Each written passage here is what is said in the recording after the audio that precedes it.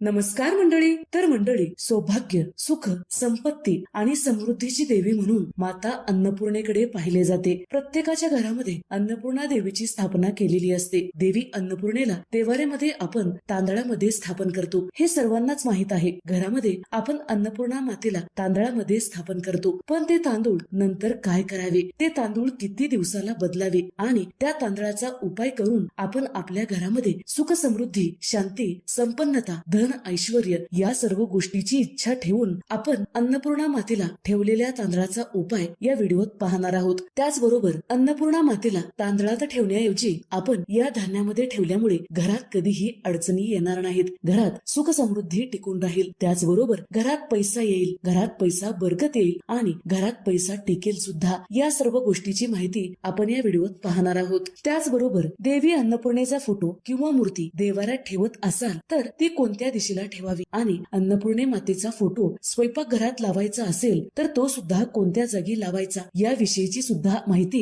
आपण या व्हिडिओत पाहणार आहोत. देवी अन्नपूर्णा म्हणजे अन्नधान्यामध्ये वास्तव्य करणारी देवी, जी माता पार्वती आहे. देवी अन्नपूर्णेची पूजा अन्नधान्यांनी केली जाते. जर आपल्या देवाऱ्यामध्ये अन्नपूर्णा मातेची मूर्ती नसेल तर आपण एका वाटीमध्ये थोडेसे तांदूळ ठेवून त्यांची पूजा करू शकता. असं केल्याने सुद्धा अन्नपूर्णा मातेची पूजा केल्याचे पुण्य प्राप्त होईल. काही भक्त असं करतात की देवी अन्नपूर्णेला देवाऱ्यात तांदळात तर स्थापन करतात, पण ते तांदूळ खूप दिवस बदलत नाहीत. तांदूळ ओले होतात आणि त्या तांदळाचे छोटे छोटे तुकडे होऊ लागतात. अशाच तांदळात अन्नपूर्णा मातेला ठेवले जाते. तर मंडळी, हा खूप मोठा वास्तुदोष आहे. घरामध्ये यामुळे नकारात्मक ऊर्जा वाढू शकते, घरामध्ये खूप अडचणी येऊ शकतात. त्यामुळे अन्नपूर्णा मातेला जर आपण तांदळात स्थापन केलेलं असेल तर ते तांदूळ असे तुकडे होईपर्यंत कधीही ठेवायचं नसतं. तर ते तांदूळ कधी बदलायचे या विषयीची माहिती पाहूया. जर तुमच्या घरात अशी चूक होत असेल तर आत्ताच ही चूक सुधारली पाहिजे, नाहीतर आपल्या घरामध्ये अनेक अडचणी येऊ लागतात. जर देवाऱ्यात अन्नपूर्णा मातेची मूर्ती असेल तर त्यातील तांदूळ रोजच बदलले पाहिजे.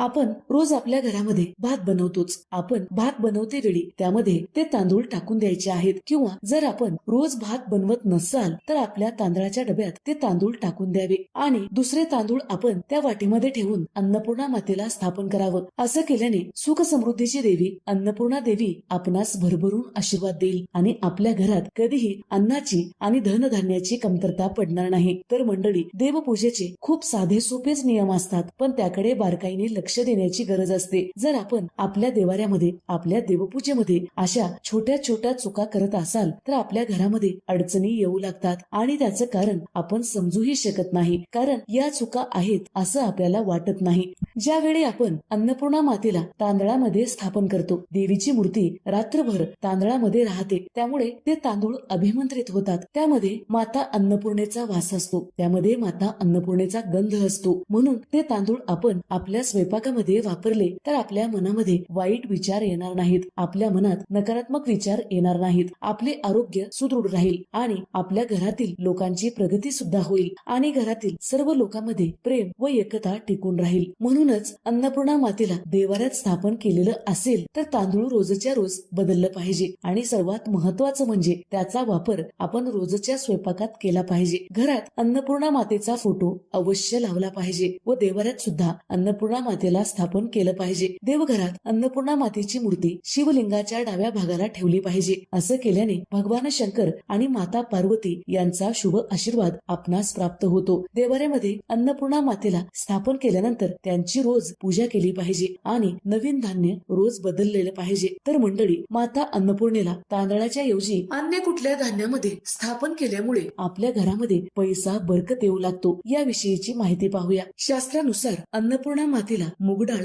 अतिशय प्रिय आहे, म्हणून एका वाटीमध्ये किंवा प्लेटमध्ये थोडेसे अक्षत म्हणजेच तांदूळ घ्यावे आणि मूगडाळीमध्ये अन्नपूर्णा मातेला स्थापन करावं आणि हे रोजच्या रोज बदलावे. यामुळे आपल्या घरात पैसा टिकतो, अन्नधान्य बरकत येते. मूग या धान्यावर बुध ग्रहाचा प्रभाव आहे. बुध ग्रह बुद्धीचा दाता, त्याचबरोबर आपल्या घरामध्ये जो पैसा येतो त्याचा कारक सुद्धा बुध ग्रह आहे. कारण मंडळी, आपण किती पैसा कमवतोय, किती मेहनत करतोय, पैसा तर घरामध्ये येत आहे, पण तो कुठे जातोय हे लक्षात येत नसेल आणि विनाकारण पैसा खर्च होत असेल, पैसा टिकत नसेल तर आपला बुध ग्रह खराब आहे असे समजावे. म्हणूनच सुख समृद्धीची देवी अन्नपूर्णा मातेला मुगाच्या डाळीमध्ये ठेवल्यामुळे आपणास अनंत प्रकारचे फायदे होत असतात. तुम्ही पूर्वी पूर्वीपासून तांदळामध्ये माता अन्नपूर्णेला स्थापन करत असाल तर एकदा ही सेवा करून बघा. तुम्हाला सुद्धा फरक नक्कीच जाणवेल आणि तुमच्या घरामध्ये पैसा सुद्धा बरकत येऊ लागेल. आपलं स्वयंपाकघर आग्नेय दिशेला असणे महत्वाचे मानले जाते. तर मंडळी, अन्नपूर्णा मातेचा फोटो आपण आपल्या किचन मध्ये स्वयंपाकघरामध्ये लावत असतो, पण तो फोटो कुठल्या दिशेला असणे शुभ मानले जाते हे सुद्धा माहित असणे गरजेचे आहे. वास्तुशास्त्रानुसार आपलं स्वयंपाकघर हे आग्नेय दिशेला असणे महत्वाचे मानले जाते. तर पूर्व भिंतीला आपण अन्नपूर्णा मातेचा फोटो लावू शकता. त्याचबरोबर आपण आग्नेय कोपऱ्यात सुद्धा अन्नपूर्णा मातेचा फोटो लावू शकता. तर मंडळी, सर्वात महत्वाची गोष्ट म्हणजे आपला गॅस ज्या जागी आहे त्याच्या एकदम वरच्या बाजूस अन्नपूर्णा मातेचा फोटो लावू नका. आपण जेव्हा स्वयंपाक करतो त्या स्वयंपाकाचा धूर अन्नपूर्णा मातेच्या फोटोला लागू शकतो. म्हणूनच आपण स्वयंपाकघरामध्ये ज्या वेळी प्रवेश करतो त्याच्या समोर अन्नपूर्णा मातेचा फोटो असावा. म्हणजेच आपण स्वयंपाकघरामध्ये दारातून अन्नपूर्णा मातेचे दर्शन घेऊनच स्वयंपाकघरात प्रवेश केला पाहिजे. स्वयंपाकघराच्या दरवाजाच्या समोर जर आपणास अन्नपूर्णा मातेचा फोटो लावू शकत नसाल, शक्य नसेल, आपल्या किचन ओट्याच्या वर गॅसचा कॉन्टॅक्ट येणार नाही, अशा जागी मनपूर्वक अन्नपूर्णेचा फोटो स्थापन करावा. स्वयंपाकघरात अन्नपूर्णा मातेचा फोटो लावलेला असेल तर घरातील अनेक वास्तुदोष नष्ट होतात. म्हणूनच स्वयंपाकघरात अन्नपूर्णा मातेचा फोटो अवश्य लावला पाहिजे. देवाऱ्यात सुद्धा अन्नपूर्णा माता स्थापन केली पाहिजे. तर मंडळी, आपण जिथे अन्न साठवतो तिथे सुद्धा अन्नपूर्णा मातेची स्थापना करू शकता. असं केल्याने सुद्धा घरात सुख समृद्धी कायम टिकून राहते. अजून एक महत्वाचा प्रश्न म्हणजे स्वयंपाकघरामध्ये अन्नपूर्णा मातेचा फोटो नसेल किंवा आपल्या देवाऱ्यात सुद्धा अन्नपूर्णा मातेची मूर्ती नसेल तर आपण काय करावे? तर एका वाटीमध्ये थोडेसे तांदूळ भरावे आणि त्यामध्ये एक सुपारी ठेवावी आणि आपल्या किचन ओट्यावर ही वाटी ठेवून द्यावी. असे केल्याने अन्नपूर्णा माता स्थापन केल्याचे पुण्य आपणास प्राप्त होते. तर मंडळी, अन्नपूर्णा मातेला आपण स्थापन केलेला आहे, अन्नपूर्णा मातेचा फोटो आपण लावलेला आहे, पण हे सुद्धा लक्षात ठेवलं पाहिजे की ज्या भिंतीला आपण अन्नपूर्णा मातेचा फोटो लावणार आहोत त्या भिंतीलाच बाथरूम लागून नसावी. जर असं आपल्या घरामध्ये चूक होत असेल तर आपणास दोष लागतो. यामुळे घरात पैसा बरकत येत नाही, पैसा टिकत नाही. त्याचबरोबर ज्या भिंतीला आपण अन्नपूर्णा मातेचा फोटो लावलेला आहे त्या भिंतीला चपला व बूट लागून ठेवू नका. असं केल्याने सुद्धा घरात नकारात्मक शक्ती प्रवेश करते.